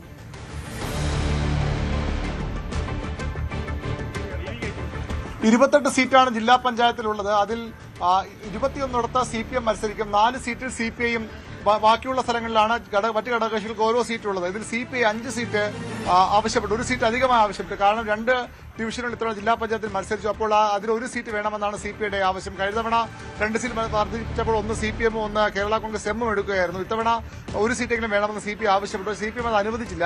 ഇന്ന് CPM ജില്ലാ കമ്മിറ്റി ഓഫീസറുടെ വാർത്താ സമ്മേളനത്തിൽ മറ്റെല്ലാ ഘടകകക്ഷി നേതാക്കളും എത്തുമ്പോൾ CPIയുടെ പ്രതിനിധികൾ, CPIയുടെ പ്രഖ്യാപിക്കപ്പെട്ട സ്ഥാനാർത്ഥികൾ 4 പേരും പ്രഖ്യാപിച്ച CPM ജില്ലാ സെക്രട്ടറിയാണ്. പ്രഖ്യാപിക്കപ്പെട്ട 4 സ്ഥാനാർത്ഥികളോ അല്ലെങ്കിൽ CPIയുടെ മറ്റു പ്രതിനിധികളോ എത്തിയിരുന്നില്ല. ചോദിച്ചപ്പോൾ അവർ മറ്റു പ്രധാനപ്പെട്ട യോഗത്തിലാണെന്ന മറുപടിയാണ് CPM ജില്ലാ സെക്രട്ടറി നൽകിയത്. പക്ഷേ ഇപ്പോൾ ആ അതിർത്തി പരസ്യമാക്കുകയാണ് മാങ്കോട് രാധാകൃഷ്ണൻ. 5 സീറ്റാണ് തങ്ങൾ ചോദിച്ചിരുന്നത്. അതിൽ തന്നെ ഒരെണ്ണത്തിന്റെ കാര്യത്തിൽ സംസ്ഥാന നേതൃത്വങ്ങൾ തമ്മിൽ ചർച്ച നടക്കുകയാണ്. പിന്നെ എങ്ങനെയാണ് പ്രഖ്യാപിക്കണമെന്ന ചോദ്യമാണ്. 4 പ്രഖ്യാപിക്കാൻ തങ്ങൾ അനുമതി കൊടുത്തിരുന്നു. ഒരു സീറ്റിന്റെ കാര്യത്തിൽ ഇപ്പോൾ തർക്കം നിൽക്കുന്നു. ഏതായാലും ആ തർക്കം അവിടെ നിൽക്കുമ്പോഴും 22 സീറ്റുകളുടെ സ്ഥാനാർത്ഥികൾ പ്രഖ്യാപിച്ചിരിക്കുന്നു CPM. എങ്ങനെയാണ് CPI ഇതിനോട് പ്രതികരിക്കാന്നാണ് ഇനി അറിയേണ്ടത്. മറ്റ് നഗരസഭയുമായി ബന്ധപ്പെട്ട കാര്യങ്ങളിലും വലിയ തർക്കം CPM-നുള്ളിലുണ്ട്. CPM വിമത സ്ഥാനാർത്ഥികൾ പലയിടത്തുമുണ്ട്. പക്ഷേ ഒരു വിമതരും കാണില്ല എന്ന ഉറപ്പാണ് CPM-ന്റെ ജില്ലാ സെക്രട്ടറി നൽകുന്നത്. CPI-യിലും പലയിടങ്ങളിലും പ്രശ്നങ്ങളുണ്ട്, ചിലയിടങ്ങളിൽ വിമതരുണ്ട്, ചിലയിടങ്ങളിലൊക്കെ ഈ സ്ഥാനാർത്ഥിത്വത്തിൽ പ്രതിഷേധിച്ച് പലരും പാർട്ടിയിൽ നിന്ന് രാജിവെച്ച് പോയിട്ടുണ്ട്. UDF-ൽ ഇതുവരെയും സ്ഥാനാർത്ഥികളെ പൂർണ്ണമായും പ്രഖ്യാപിക്കാൻ കഴിയാത്തൊരു സാഹചര്യമുണ്ട്. കേരള കോൺഗ്രസ് നിരവധി വാർഡുകളിൽ റിബൽസ് വിമത സ്ഥാനാർത്ഥികളെ മത്സരിക്കുമെന്ന് കേരള കോൺഗ്രസ് ജോസഫ് വിഭാഗം പ്രഖ്യാപിച്ചു കഴിഞ്ഞു. BJP ആകട്ടെ ഇനി 30-ലധികം വാർഡുകളിൽ സ്ഥാനാർത്ഥികളെ നഗരസഭയിൽ തന്നെ പ്രഖ്യാപിക്കാറുണ്ട്. ജില്ലാ പഞ്ചായത്ത് സ്ഥാനാർത്ഥികളെ അവർ പ്രഖ്യാപിച്ചിട്ടില്ല. BDJS-ഉമായി വലിയ തർക്കമാണ് നിൽക്കുന്നത്. അങ്ങനെ 3 മുന്നണികളിലും പ്രശ്നമുണ്ട്. അപ്പോഴും വലിയ ആത്മവിശ്വാസത്തിലാണ് ഇപ്പോഴും ഈ 3 മുന്നണികളും മുന്നോട്ട് പോകുന്നത്. ജില്ലാ പഞ്ചായത്തിന്റെ കാര്യം എടുത്താൽ 21 വയസ്സുള്ള ഫാത്തിമ എന്ന സ്ഥാനാർത്ഥിയെ അടക്കം പ്രഖ്യാപിച്ചാണ് CPM ഇന്ന് സ്ഥാനാർത്ഥി പ്രഖ്യാപനം നടത്തിയത്. എല്ലാം വലിയ വിജയമായി മാറുമെന്ന പ്രതീക്ഷയാണ് 3 പാർട്ടികളുടെയും നേതാക്കൾ പങ്കുവയ്ക്കുന്നത്. PV അരുണാണ് വിവരങ്ങൾ നൽകിയത് തിരുവനന്തപുരത്ത് നിന്ന്. ഇനി കോട്ടയത്തേക്കാണ്. കോൺഗ്രസ് നേതാവ് ജിം അലക്സ് കോട്ടയം ജില്ലാ പഞ്ചായത്തിലേക്ക് കേരള കോൺഗ്രസ് സ്ഥാനാർത്ഥിയാകും. ജിം കേരള കോൺഗ്രസ് എമ്മിൽ എത്തുന്നത് തടയാൻ കോൺഗ്രസ് പരമാവധി സമ്മർദ്ദം ചെലുത്തിയെങ്കിലും വിജയിച്ചില്ല. ആതിരമ്പുഴ ഡിവിഷനിലാണ് ജിം ജനവിധി തേടുക. ജില്ലാ പഞ്ചായത്ത് സീറ്റ് വിഭജനത്തിൽ LDF-ലും UDF-ലും ഇന്നും ചർച്ച നടക്കും. ജില്ലാ പഞ്ചായത്തിലേക്ക് അധികമായി വന്ന സീറ്റിൽ പൊതു സ്വതന്ത്രൻ വേണമെന്ന നിലപാടിലാണ് CPM. കോട്ടയത്തെ UDF കേന്ദ്രങ്ങൾക്ക് വലിയ ഞെട്ടലുണ്ടാക്കിക്കൊണ്ട് തന്നെയാണ് ഒരു നേതാവ്, ഒരുപക്ഷെ സ്വാധീനമുള്ള ഒരു നേതാവ് എന്ന് തന്നെ വിളിക്കപ്പെടാവുന്ന ജിം അലക്സ് കേരള കോൺഗ്രസ് എമ്മിൽ ചേർന്നത്. പാലായിലെ വസതിയിലെത്തി, KM മാണിയുടെ വസതിയിലെത്തിയാണ് ഈ ഒരു അംഗത്വം സ്വീകരിക്കുന്നത്. ജോസ് കെ മാണിയിൽ നിന്ന് അംഗത്വം സ്വീകരിക്കുന്നത്. നേരത്തെ തന്നെ നമ്മൾ വാർത്ത നൽകിയിരുന്നതാണ് ജിം പോകുമെന്നുള്ളത്. പക്ഷെ പിന്നെയും ഇന്നലെ രാത്രി വൈകിയും കോൺഗ്രസിൽ നിന്ന് അനുനയ നീക്കങ്ങൾ നടന്നിരുന്നു. ജോസഫ് ഗ്രൂപ്പിൽ നിന്ന് അനുനയ നീക്കങ്ങൾ നടന്നിരുന്നു. ഇതെല്ലാം പരാജയപ്പെട്ടുകൊണ്ടാണ് ഇപ്പോൾ ഫലത്തിൽ ഒരു മറുകണ്ഠം ചാടൽ ഉണ്ടായിരിക്കുന്നത്. അതിരമ്പുഴ ഡിവിഷനെ കുറിച്ച് പറയുമ്പോൾ 2015 അവിടെ ജിം അലക്സ് കോൺഗ്രസിന്റെ പരിഗണന ലഭിക്കാത്തത് കാരണം വിമതനായി മത്സരിക്കുകയും ആ ഡിവിഷനിൽ മാത്രം 14,807 വോട്ട് നേടിയ ഒരു നേതാവാണ്. അതുകൊണ്ട് തന്നെ ഇത്തവണ LDF-ൽ നിൽക്കുമ്പോൾ CPM-ന്റെയും ഒപ്പം തന്നെ കേരള കോൺഗ്രസ് എമ്മിന്റെ കൂടി പിന്തുണയോടുകൂടി മത്സരിക്കുമ്പോൾ അവിടെ വിജയിക്കാം എന്ന് പറയുന്നു. അങ്ങനെയെങ്കിൽ അത് ജോസഫ് ഗ്രൂപ്പിന്റെ സിറ്റിംഗ് സീറ്റാണ്. വളരെ ചുരുക്കം സീറ്റുകളാണ് കഴിഞ്ഞ തവണ ജോസഫ് ഗ്രൂപ്പ് ജയിച്ചത്. ഇത്തവണ അവരുടെ ജില്ലാ അധ്യക്ഷൻ ജെയ്സൺ ജോസഫ് ഒഴികയിൽ അദ്ദേഹം മത്സരിക്കുമെന്നാണ് അറിയിച്ചിരിക്കുന്നത്. അദ്ദേഹവും അവിടെ സ്വാധീനമുള്ള നേതാവ് തന്നെയാണ്. പക്ഷേ അവരുടെ ഒരു പ്രതീക്ഷ ഇതൊരു UDF കോട്ടയാണ്. കഴിഞ്ഞ തവണയും UDF ആണ് ജയിച്ചത്. അതുകൊണ്ട് തന്നെ ജിം അലക്സ് LDF സ്ഥാനാർത്ഥിയായി മത്സരിക്കുമ്പോൾ തങ്ങളെ അത് ബാധിക്കില്ല, തങ്ങൾ തന്നെ ജയിക്കും എന്നുള്ളതാണ്. എന്തായാലും കടുത്ത പോരാട്ടമായി മാറുന്നു. കോട്ടയത്തെ ഒരു കേരള കോൺഗ്രസുകൾക്കിടയിലുള്ള ഒരു പോരിനിടയിൽ അത് ഒരു പരിധിവരെ ജോസ് കെ മാണി വിഭാഗത്തെ സംബന്ധിച്ച് ഒരു നേട്ടമായി ജിം അലക്സിന്റെ സ്ഥാനാർത്ഥിത്വം മാറുന്നു എന്ന കാര്യത്തിൽ യാതൊരു സംശയവുമില്ല. ജില്ലാ പഞ്ചായത്തിലെ മറ്റ് സീറ്റുകൾ, പ്രത്യേകിച്ച് മുസ്ലിം ലീഗിന്റെ സീറ്റ് ആവശ്യം മുണ്ടക്കയം അല്ലെങ്കിൽ എരുമേലി വേണമെന്ന ആവശ്യം നേരത്തെ തള്ളിയിരുന്നു. പകരം വെള്ളൂര് നൽകുന്നതിനെ കുറിച്ചുള്ള ചർച്ച ഇന്നും തുടരുകയാണ്. 10 സീറ്റാണ് കേരള കോൺഗ്രസ് എമ്മിന് CPM നൽകിയത്. പക്ഷേ ഈ 10ാമത്തെ സീറ്റിൽ പൊതു സ്വതന്ത്രൻ വേണമെന്ന ആവശ്യത്തോട് ഇനിയും ചർച്ചകൾ തുടരുകയാണ്. ഇന്ന് അക്കാര്യത്തിലൊരു അന്തിമമായ വ്യക്തത ഉണ്ടാകുമെന്നാണ് പ്രതീക്ഷിക്കപ്പെടുന്നത്. BJP-യും താഴെത്തട്ടിലെ പഞ്ചായത്തുകളിലെ സ്ഥാനാർത്ഥികളെ പ്രഖ്യാപിച്ചു. മറ്റ് ജില്ലാ പഞ്ചായത്തിലെ പ്രഖ്യാപനം ഇന്നും നാളത്തോടും കൂടി ഉണ്ടാകുമെന്നാണ് പ്രതീക്ഷിക്കപ്പെടുന്നത്. എന്തായാലും മറുകണ്ഠം ചാടൽ പിന്നെയും തുടരുന്നുണ്ട്. ഏറ്റുമാനൂരിലെ ചില കോൺഗ്രസ് നേതാക്കൾ കേരള കോൺഗ്രസ് എമ്മിലേക്ക് ഇന്ന് ചേക്കേറിയിട്ടുണ്ട്. അങ്ങനെ ഇനിയാണ് ഉള്ള ദിവസങ്ങളിൽ ഒരുപക്ഷെ സീറ്റ് നിർണ്ണയം പൂർത്തിയാകുന്നതോടെ വിമതശല്യവും കൂടുതലായി പാർട്ടികൾ നേരിടേണ്ടി വരും. അത്തരത്തിൽ അതെല്ലാം ഒഴിവാക്കാനുള്ള തീവ്രമായ ചർച്ചകളാണ് 3 മുന്നണികളിലും നടക്കുന്നത്. ഈ ശ്രീജിത്താണ് വിവരങ്ങൾ നൽകിയത് കോട്ടയത്ത് നിന്ന്. ഇനി നമ്മൾ കോഴിക്കോട്ടേക്ക് പോകുന്നു. കോഴിക്കോട്ടെ എന്താണ് അവസ്ഥ നോക്കാം. സീറ്റ് ധാരണയായതോടെ കോഴിക്കോട് കോർപ്പറേഷനിൽ LDF സ്ഥാനാർത്ഥികളെ ഇന്ന് വൈകിട്ട് പ്രഖ്യാപിക്കും. ആകെയുള്ള 76 വാർഡുകളിൽ CPM 59 സീറ്റിലാണ് മത്സരിക്കുന്നത്. ഡെപ്യൂട്ടി മേയർ CP മുസാഫിർ അഹമ്മദാണ് മേയർ സ്ഥാനാർത്ഥി. തർക്കം തുടരുന്നതിനാൽ കോൺഗ്രസിനും BJP-ക്കും 2ാം ഘട്ട സ്ഥാനാർത്ഥി പട്ടിക പുറത്തുവിടാനായിട്ടില്ല. CPM-ന് തനിച്ച് ഭരിക്കാൻ ഭൂരിപക്ഷമുള്ള കോഴിക്കോട് കോർപ്പറേഷനിൽ ഇത്തവണ 59 സീറ്റുകളിലാണ് CPM മത്സരിക്കുക. 5 സീറ്റുകളിൽ വീതം RJD-യും CPI-യും മത്സരിക്കും. RJD മത്സരിക്കുന്ന സീറ്റുകളെ ചൊല്ലിയുള്ള തർക്കം മൂലമാണ് സീറ്റ് വിഭജനം ഇത്രയും നീണ്ടത്. ഇന്നലെ അർദ്ധരാത്രിയോടുകൂടി നടന്ന ചർച്ചയിലാണ് ധാരണ ഇക്കാര്യത്തിൽ ആയത്. നേരത്തെ നടക്കാവ്, മാവൂർ റോഡ്, ആഴ്ചവട്ടം സീറ്റുകൾ RJD-ക്ക് നൽകാൻ CPM-ൽ ധാരണയായിരുന്നു. അവശേഷിക്കുന്ന 2 സീറ്റുകളിൽ CPM നിർദ്ദേശിക്കുന്ന ഇടത്ത് മത്സരിക്കണമെന്നാണ് നേതാക്കൾ ആവശ്യം മുന്നോട്ട് വെച്ചത്. ഈ ആവശ്യം സമ്മതിക്കാൻ നേരത്തെ RJD തയ്യാറായിരുന്നില്ല. നിരവധി വട്ടം ചർച്ചകൾ നടന്നെങ്കിലും CPM തങ്ങളുടെ തീരുമാനത്തിൽ ഉറച്ചു നിൽക്കുകയായിരുന്നു. ഒടുവിൽ കാരപ്പറമ്പ് അടക്കമുള്ള 2 സീറ്റുകളിൽ മത്സരിക്കണം എന്ന നിർദ്ദേശം അംഗീകരിക്കുകയും ചർച്ചകൾ അവസാനിക്കുകയുമാണ് ചെയ്തത്. ജനതാദളിന് S-ന് സീറ്റ് നൽകിയിട്ടുണ്ട്. ഒപ്പം INന്റെ 2 വിഭാഗങ്ങൾക്കുമായി ഓരോ സീറ്റുകൾ വീതമാണ് നൽകിയിരിക്കുന്നത്. പക്ഷേ ഏത് ഡിവിഷനുകളിൽ മത്സരിക്കണമെന്ന കാര്യത്തിൽ ഇപ്പോഴും അവ്യക്തതകൾ തുടരുകയാണ്. ഇത് സംബന്ധിച്ച ചർച്ചകൾക്കായി വീണ്ടും യോഗം ചേരും എന്നാണ് നമുക്ക് മനസ്സിലാക്കാൻ കഴിയുന്നത്. എന്തായാലും വൈകുന്നേരം 4 മണിയോടുകൂടി സ്ഥാനാർത്ഥി പ്രഖ്യാപനം നടത്തുമെന്നാണ് CPM അറിയിച്ചത്. കോർപ്പറേഷനിലേക്ക് മത്സരിക്കുന്ന LDF സ്ഥാനാർത്ഥികൾ, ഒപ്പം ജില്ലാ പഞ്ചായത്തിലേക്കുള്ള LDF സ്ഥാനാർത്ഥികൾ എന്നിവരെയാവും പ്രഖ്യാപിക്കുക. എന്തായാലും UDF ആദ്യഘട്ടം സ്ഥാനാർത്ഥി പ്രഖ്യാപനം നടത്തിയെങ്കിലും അതിൻ്റെ ഒരു ആനുകൂല്യം ലഭിക്കാത്ത അവസ്ഥയിലാണ് ഉള്ളത്. കാരണം രണ്ടാം ഘട്ട സ്ഥാനാർത്ഥികളുമായി ബന്ധപ്പെട്ട ചർച്ചകൾ ഇപ്പോഴും തുടരുകയാണ്. ആരൊക്കെ മത്സരിക്കണമെന്ന കാര്യത്തിൽ ഇപ്പോഴും ഒരു കൃത്യമായ തീരുമാനം UDF-ൽ ആയിട്ടില്ല. പ്രത്യേകിച്ചും മുതിർന്ന കോൺഗ്രസ് നേതാവ് KC അബുവിൻ്റെ മകളും കഴിഞ്ഞ കൗൺസിലിലെ നിയമസഭാ കൗൺസിലിലെ കക്ഷി നേതാവ് കൂടിയായിരുന്ന K ശോഭിതയ്ക്ക് മത്സരിക്കാൻ ഇത്തവണ സീറ്റില്ലാത്ത അവസ്ഥയാണ്. ശോഭിത മത്സരിച്ച സീറ്റിൽ ഇത്തവണ ജനറൽ ആണ്. അതുകൊണ്ട് തന്നെ അവിടെ സംവിധായകൻ VM വിനു മത്സരിക്കാൻ ഒരുങ്ങുന്നു. അങ്ങനെയെങ്കിൽ സമീപത്ത് തന്നെയുള്ള ചേവായൂർ സീറ്റിലേക്ക് ഡിവിഷനിലേക്ക് ശോഭിതയെ മാറ്റാം എന്ന് അറിയിച്ചെങ്കിലും പ്രാദേശികമായ എതിർപ്പുള്ളതിനാൽ അവർക്ക് അവിടെയും സീറ്റ് ലഭിക്കാത്ത അവസ്ഥയാണുള്ളത്. അങ്ങനെയെങ്കിൽ ഇത്തവണ ശോഭിത മത്സരരംഗത്ത് ഉണ്ടാവില്ല എന്ന രീതിയിലേക്ക് തന്നെയാണ് കാര്യങ്ങൾ നീങ്ങുന്നത്. ഒപ്പം പാർട്ടി കോൺഗ്രസ് പ്രത്യേകിച്ചും കോർപ്പറേഷൻ മേയർ സ്ഥാനത്തേക്ക് ഉയർത്തിക്കാട്ടിയിരുന്ന PM നിയാസ് KPCC സെക്രട്ടറി ഇപ്പോഴും മത്സരരംഗത്തില്ല, അല്ലെങ്കിൽ മത്സരിക്കാൻ താല്പര്യമില്ല എന്ന് അറിയിച്ചിരിക്കുന്നു. അദ്ദേഹത്തെ അന്വേഷിക്കുന്നതിനുള്ള നീക്കങ്ങൾ പല ഭാഗത്തു നിന്നും ഉണ്ടാകുന്നുണ്ട്. എന്തായാലും ഈ കാര്യത്തിലും ഒരു തീരുമാനമാവാത്തതുകൊണ്ട് തന്നെയാണ് കോൺഗ്രസിന് രണ്ടാം ഘട്ട സ്ഥാനാർത്ഥി പട്ടിക പുറത്തുവിടാൻ കഴിയാതെ വരുന്ന ഒരു സാഹചര്യം ഉണ്ടായിരിക്കുന്നത്. BJP 45 പേരടങ്ങുന്ന ആദ്യത്തെ പട്ടിക പുറത്തുവിട്ടെങ്കിലും അന്തിമ പട്ടിക പുറത്ത് ഇപ്പോഴും വിടാൻ കഴിയാത്ത സാഹചര്യമാണ്. കാരണം മുന്നണിയിലെ ഘടകകക്ഷികളുമായുള്ള ചർച്ചകൾ പൂർണ്ണ തോതിൽ എത്തും മുമ്പാണ് ആദ്യത്തെ പട്ടിക BJP പുറത്തുവിട്ടത്. അതുകൊണ്ട് ഘടകകക്ഷികളുമായുള്ള ചർച്ചകൾ പുരോഗമിക്കുന്നു. ഒപ്പം ഈ സിറ്റിംഗ് വാർഡുകളിൽ പലയിടങ്ങളിലെയും സ്ഥാനാർത്ഥികളെ പ്രഖ്യാപിക്കുന്നതുമായി ബന്ധപ്പെട്ട ചില തർക്കങ്ങൾ BJPക്കുള്ളിലും ഉണ്ട് എന്നാണ് നമുക്ക് മനസ്സിലാക്കാൻ കഴിയുന്നത്. ഇന്ന് നടക്കുന്ന കോർ കമ്മിറ്റി യോഗത്തിൽ ഇക്കാര്യത്തിൽ ഒരു വ്യക്തത വരുമെന്നും കരുതാൻ കഴിയുന്നു. എന്തായാലും LDF സ്ഥാനാർത്ഥി പട്ടികയിൽ മുൻ മേയർ അല്ലെങ്കിൽ നിലവിലെ മേയറായ ബീന ഫിലിപ്പ് ഉണ്ടാവില്ല എന്നാണ്. അവർ മത്സരരംഗത്ത് ഉണ്ടാവില്ല എന്ന് നേരത്തെ തന്നെ അറിയിച്ചിരുന്നു. മുസാഫിർ അഹമ്മദ് നിലവിലെ ഡെപ്യൂട്ടി മേയറാവും മേയർ സ്ഥാനാർത്ഥിയായി പാർട്ടി മുന്നോട്ട് വെക്കുക എന്ന സൂചനയാണ് ലഭിക്കുക. ഒപ്പം ദുരന്ത നിവാരണ രംഗത്തടക്കം പ്രശംസാർഹമായ ചുമതലകൾ നിർവഹിച്ച അനിതാകുമാരി എന്ന മുൻ ഡെപ്യൂട്ടി കളക്ടറും CPMന്റെ സ്ഥാനാർത്ഥി പട്ടികയിൽ അല്ലെങ്കിൽ LDF സ്ഥാനാർത്ഥിയായി കോഴിക്കോട് കോർപ്പറേഷനിലേക്ക് മത്സരിക്കുമെന്ന വിവരങ്ങളാണ് പുറത്തു വരുന്നത്. സർപ്രൈസ് സ്ഥാനാർത്ഥികളടക്കം ഉള്ളവ ആരാവും എന്നതിനെക്കുറിച്ചുള്ള ആലോചനകൾ ഇപ്പോഴും UDF ക്യാമ്പിലും മറ്റുമൊക്കെ നടക്കുന്നുണ്ട്. എന്തായാലും പട്ടിക 4 മണിയോടുകൂടി LDF പുറത്തുവിടും. MS അനീഷ് കുമാറാണ് വിവരങ്ങൾ നൽകിയത്. ഇനി പാലക്കാട്ടെ കാര്യങ്ങൾ നോക്കാം. പാലക്കാട് ജില്ലാ പഞ്ചായത്തിലേക്കുള്ള LDF സ്ഥാനാർത്ഥികളെ പ്രഖ്യാപിച്ചു കഴിഞ്ഞു.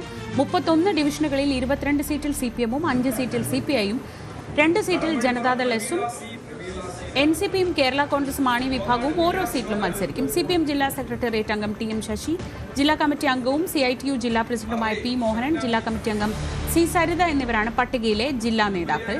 UDF സീറ്റ് വിഭജന ചർച്ചകൾ പൂർത്തിയായെങ്കിലും 25 സീറ്റിൽ മത്സരിക്കുന്ന കോൺഗ്രസ് സ്ഥാനാർത്ഥികളുടെ കാര്യം നാളെ ചർച്ച ആരംഭിക്കും.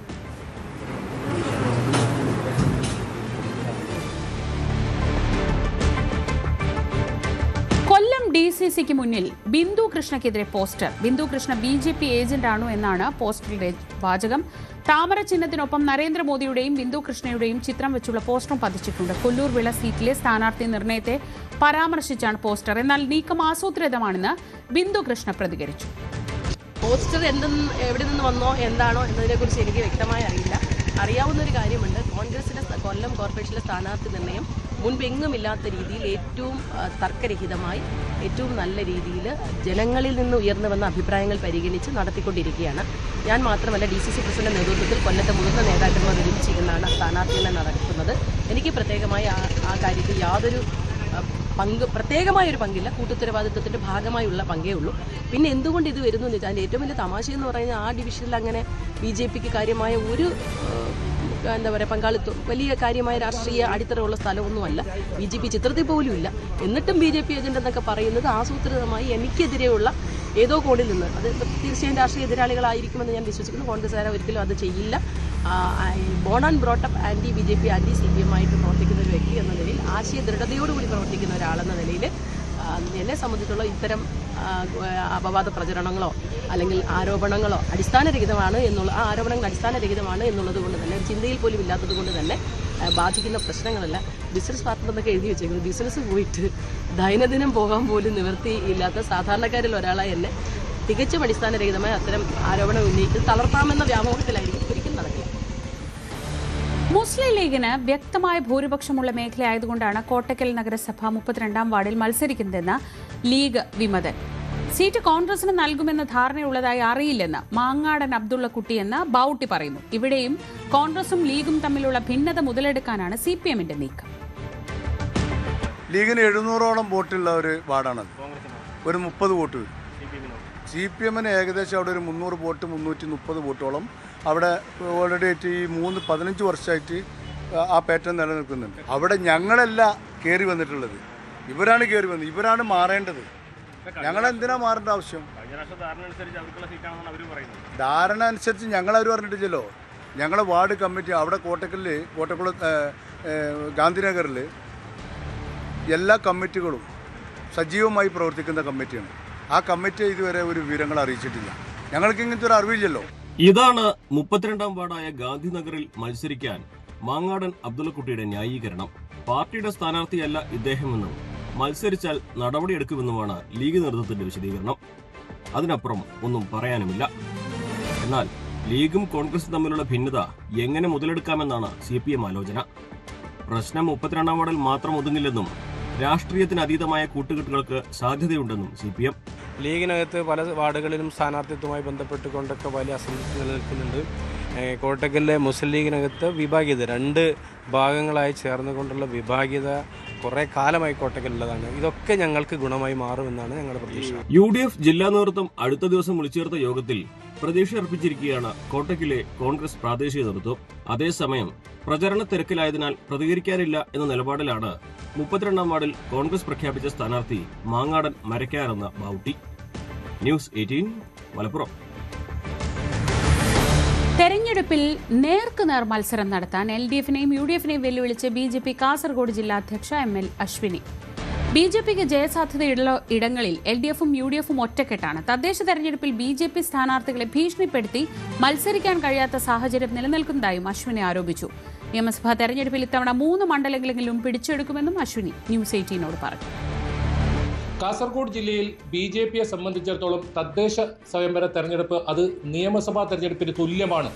ശക്തമായ പോരാട്ടം കാഴ്ചവെച്ച് അത് നിയമസഭയിലും അതിൻ്റെ അടിത്തറ ഉറപ്പിക്കുക എന്ന് തന്നെയാണ് BJP ലക്ഷ്യമിടുന്നത്. എന്തായാലും BJP ജില്ലാ പ്രസിഡന്റ് അശ്വിനിയുടെ നേതൃത്വത്തിൽ ശക്തമായ പ്രവർത്തനമാണ് കഴിഞ്ഞ ദിവസങ്ങളിലൊക്കെ നടക്കുന്നത്. നമ്മോടൊപ്പം ജില്ലാ പ്രസിഡന്റ് അശ്വിനി തന്നെ ചേരുന്നുണ്ട്. ഇതിനെക്കുറിച്ചുള്ള കൂടുതൽ കാസർഗോഡ് ജില്ലയിലെ തദ്ദേശ സ്വയംഭരണ തെരഞ്ഞെടുപ്പുമായി ബന്ധപ്പെട്ട കൂടുതൽ കാര്യങ്ങൾ അവർ തന്നെ പറയും. എങ്ങനെയാണ് ഈ തദ്ദേശ തെരഞ്ഞെടുപ്പിന്റെ ഒരുക്കങ്ങൾ ഇപ്പോൾ പൂർത്തിയായിട്ടുള്ളത്?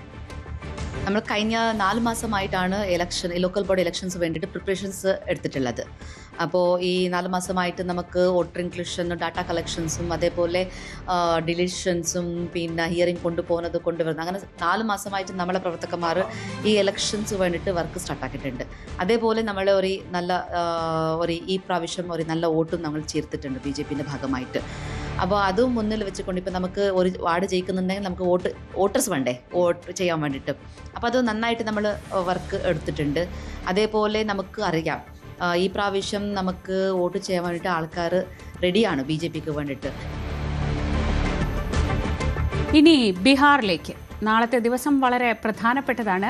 ദേശീയ രാഷ്ട്രീയം ഉറ്റുനോക്കുന്ന ബീഹാർ ആര് ഭരിക്കുമെന്ന് നാളെ അറിയാം.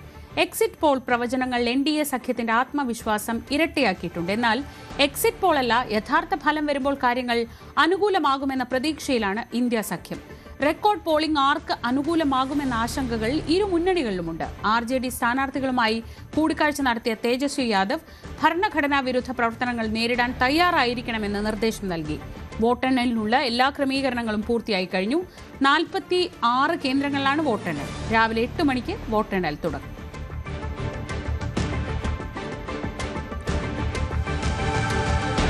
രക്ഷിതാക്കളുടെ കാഴ്ചാ പരിമിതി പറഞ്ഞ് അപമാനിച്ചും സ്ത്രീധന പീഡനത്തെ തുടർന്നും യുവതി ആത്മഹത്യ ചെയ്ത സംഭവത്തിൽ പ്രതിഷേധം.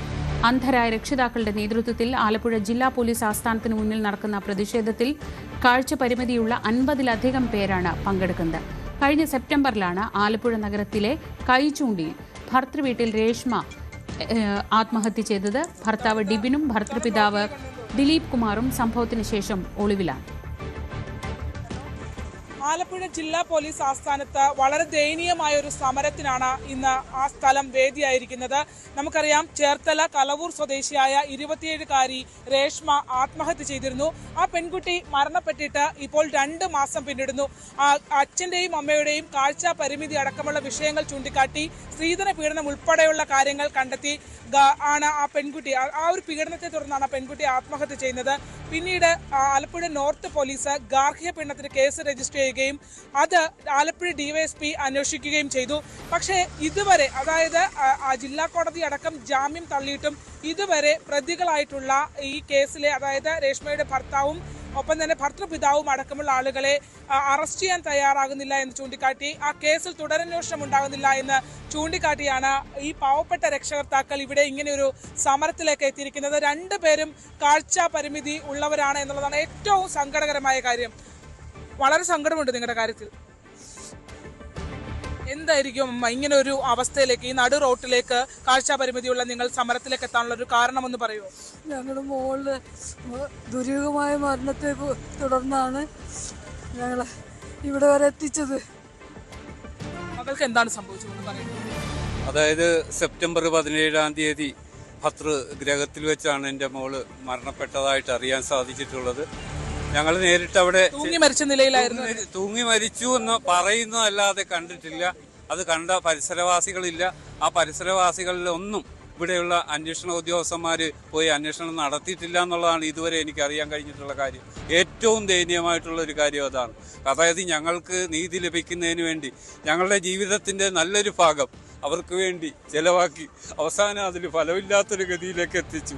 അതിന് കൃത്യമായൊരു അന്വേഷണം നടത്തി ഞങ്ങൾക്ക് നീതി ലഭിക്കുന്നതിന് വേണ്ടിയാണ് നമ്മൾ ഈ സമര പോരാട്ടങ്ങളിലേക്ക് ഞങ്ങൾ ഈ SP ഓഫീസിലേക്ക് വരാനുള്ള സാഹചര്യം തന്നെ. പെരുവഴിയിൽ ഞങ്ങൾ വന്നു നിന്ന് നിങ്ങളോടൊപ്പം ഇത് പറയാനും കരയാനുമുള്ളൊരു അവസരം ഉണ്ടാക്കിയത് ബഹുമാനപ്പെട്ട ഇവിടുത്തെ പോലീസ് അധികാരികളാണ്.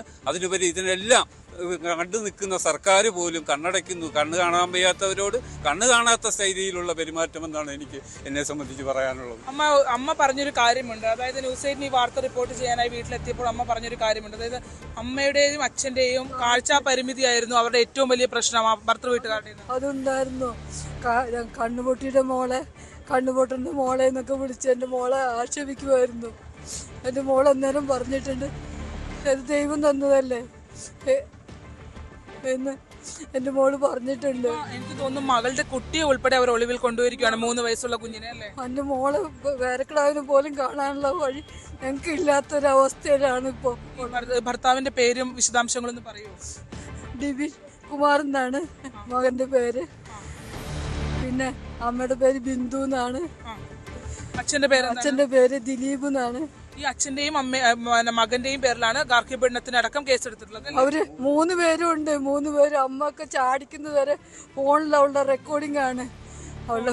അതെ, ഈ ചെറിയ കുഞ്ഞും പറഞ്ഞിരുന്നു അല്ലേ അമ്മ ആക്രമിക്കപ്പെട്ടു എന്നുള്ളത്? ഭജനയ്ക്ക് വന്നപ്പോ കൊച്ചു പറഞ്ഞു, കൊച്ചിന്റെ നോർമലായപ്പോ കൊച്ചു പറഞ്ഞു, അച്ഛി അമ്മയുടെ ഫോൺ അടിച്ചു പൊട്ടിച്ചു, അച്ഛൻ അടിച്ചു എന്ന് കൊച്ചു പറഞ്ഞിട്ടുണ്ട്. പിന്നെ കുട്ടിയെ നിങ്ങൾ കണ്ടിട്ടില്ല അല്ലേ? പിന്നെ വന്നു പിറ്റേ ദിവസം പനിയാണെന്ന് പറഞ്ഞ് കുഞ്ഞിനെ കൊണ്ടുവന്നില്ല. അത് കഴിഞ്ഞ് പിറ്റേ ദിവസം കൊണ്ടുവന്നത് പാരസെറ്റമോൾ സിറപ്പ് ഓവർഡോസ് കൊടുത്ത് ഉറക്കി കിടത്തിക്കൊണ്ടാണ് എൻ്റെ അടുത്ത് കൊണ്ട് കിടത്തിയത് കുഞ്ഞിനെ. അതാണ് അവരുടെ അവസ്ഥ അതീവ ദുഃഖകരമാണ് എന്നുള്ളതാണ്. അവർക്കൊപ്പം തന്നെ പിന്തുണ അറിയിച്ചുകൊണ്ട് ഇവിടെ നിരവധി ആളുകൾ, കാഴ്ചാ പരിമിതിയുള്ള നിരവധി ആളുകൾ വരികയും ചെയ്തിട്ടുണ്ട്. നിങ്ങളൊരു സംഘടന എന്നുള്ള രീതിയിലൊക്കെ പ്രതിഷേധിക്കേണ്ടി വരുന്ന ഒരു സങ്കടകരം തന്നെയാണല്ലേ? തീർച്ചയായിട്ടും സങ്കടകരമാണ്. ഇത് പ്രതിയെ അറസ്റ്റ് ചെയ്യാത്ത അങ്ങേയറ്റം ഖേദകരവും പ്രതിഷേധാർഹവുമാണ്.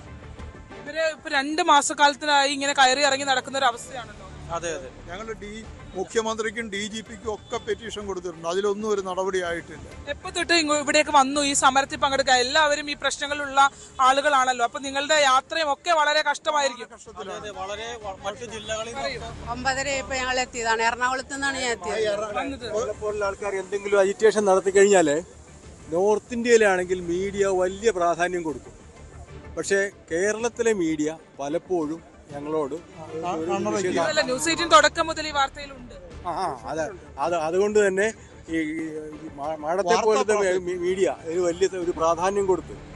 ഏറ്റവും സങ്കടകരമാണ്. നിങ്ങളുടെ അവസ്ഥ ഏറ്റവും സങ്കടകരമായതുകൊണ്ടാണ്. അല്ല, ഇത് ഹൈലൈറ്റ് ചെയ്ത് ഈ വാർത്ത കൊടുക്കാനൊരു താല്പര്യം കാണിച്ചില്ല, ഒരു സന്മനസ് കാണിച്ചില്ല. ഞങ്ങൾ പ്രത്യേകം നന്ദി പറയുകയാണ്.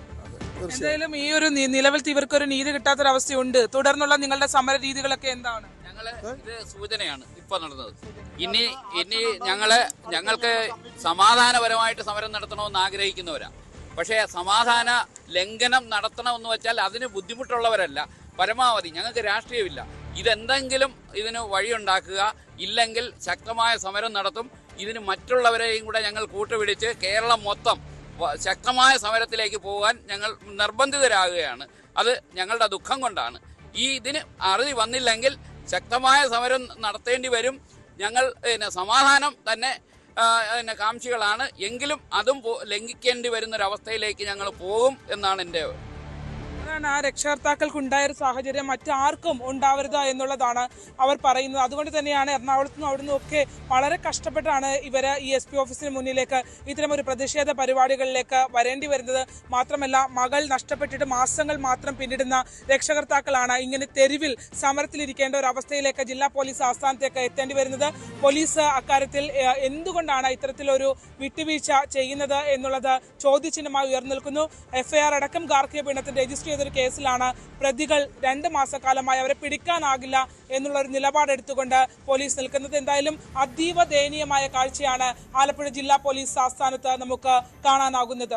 ആലപ്പുഴയിൽ നിന്നും ശരണ്യ സ്നേഹജൻ, ന്യൂസ് 18. കേരള കലാമണ്ഡലത്തിൽ വിദ്യാർത്ഥികളെ ലൈംഗികമായി പീഡിപ്പിച്ച അധ്യാപകനായി തെരച്ചിൽ. ദേശമംഗലം സ്വദേശി കനകകുമാറാണ് ഒളിവിൽ തുടരുന്നത്. ഇയാളുടെ സുഹൃത്തുക്കളും പോലീസ് നിരീക്ഷണത്തിലാണ്. കനകകുമാർ മദ്യപിച്ച് ക്ലാസ്സിലെത്തി ലൈംഗികാതിക്രമം നടത്തിയെന്നായിരുന്നു 6 കുട്ടികളുടെ പരാതി. പരാതിയിൽ കഴമ്പുണ്ടെന്ന് കണ്ടെത്തിയതോടെ ഇയാളെ സർവകലാശാല സസ്പെൻഡ് ചെയ്തിരുന്നു. അതേസമയം സംഭവത്തിൽ പ്രതിഷേധം സംഘടിപ്പിക്കുകയാണ് സർവകലാശാലയിലെ വിദ്യാർത്ഥികൾ.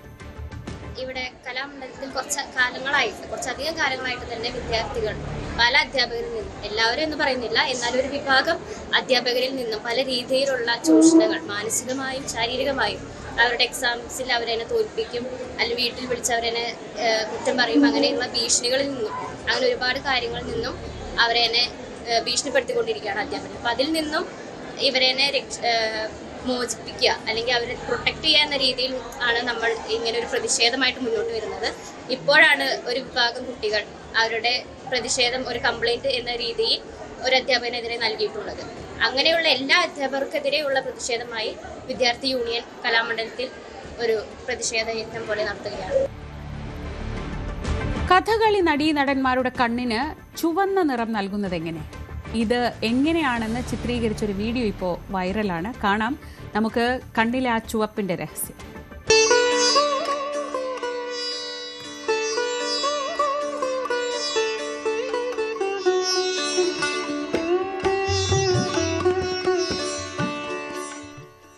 കായംകുളം സ്വദേശിനിയായ 8ാം ക്ലാസ്സുകാരി നക്ഷത്ര അരുണിന്റെ ഈ വീഡിയോ ഇപ്പോൾ സമൂഹ മാധ്യമങ്ങളിൽ ചർച്ചയാണ്. തിരുവട്ടാർ ആദികേശവ ക്ഷേത്രത്തിൽ നടത്തിയ കഥകളിയിലെ ആദ്യ പുറപ്പാട് സമയത്ത് നക്ഷത്രയുടെ ബന്ധു ബബിത മണിലാലാണ് ദൃശ്യങ്ങൾ പകർത്തിയത്. നക്ഷത്രയുടെ കണ്ണിലിടുന്ന കറുത്ത ചെറിയ കുരു എന്താണ്? ഇതിങ്ങനെ കണ്ണിലിടാമോ തുടങ്ങി പലതരത്തിലാണ് ചർച്ച. കണ്ണിലിടുന്നത് എന്തെന്ന് പോലും അറിയാതെയാണ് ചർച്ചകളിൽ പലതും കൊട്ടിക്കയറുന്നത്. ഇത് ചൂണ്ടപ്പൂവിന്റെ കുരുവാണ്. നൂറ്റാണ്ടുകളായി കഥകളി നടീനടന്മാർ കണ്ണ് ചുവപ്പിച്ചു നിർത്താൻ ഉപയോഗിക്കുന്നത് ഈ രീതിയാണ്. ചൂണ്ടപ്പൂവിന്റെ കുരു 2ആയി മുറിച്ച് കണ്ണിലിടും. കണ്ണിന്റെ വെളുത്ത ഭാഗം പിന്നീട് ചുവന്ന് തുടുത്തു നിൽക്കും. കഥകളിയിൽ ചുട്ടി കുത്തുന്നത് പോലെ തന്നെ പ്രാധാന്യമുള്ളതാണ് കണ്ണിൽ ചുണ്ടപ്പൂ ഇടുന്നത്. കണ്ണിൽ ചുവപ്പ് നിറം നൽകി വേഷത്തിന്റെ ഭംഗി വർദ്ധിപ്പിക്കുകയും ചെയ്യുന്നു. ആദ്യമായി ഇടുന്ന സമയത്ത് നമുക്കൊരു ചെറിയൊരു ഇറിറ്റേഷൻ ഉണ്ടാവും, പക്ഷെ അതൊരു 5-6 സെക്കൻഡ്സിനുള്ളിൽ ഓക്കെ ആവും. അത് കഴിയുമ്പോൾ ഒരു കൂളിംഗ് എഫക്റ്റ് ആയിരിക്കും നമുക്ക് ഉണ്ടാവുന്നത്. ഊരുന്ന സമയത്ത് ജസ്റ്റ് ഒരു കണ്ണിലൊരു ലെൻസ് ഇട്ടിട്ട് ഊരുന്ന ഒരു ഫീൽ മാത്രമേ ഉണ്ടാവത്തുള്ളൂ.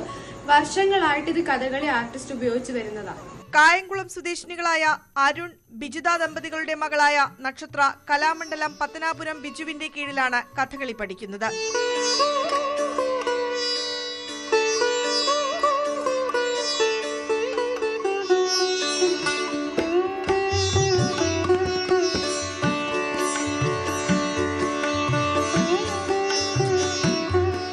News desk, news 18.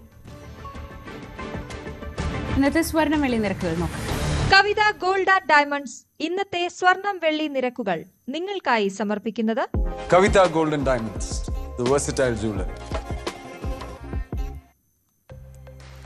സ്വർണം 22 ക്യാരറ്റ് ഗ്രാമിന് 11,715 രൂപ, പവന് 93,720 രൂപ.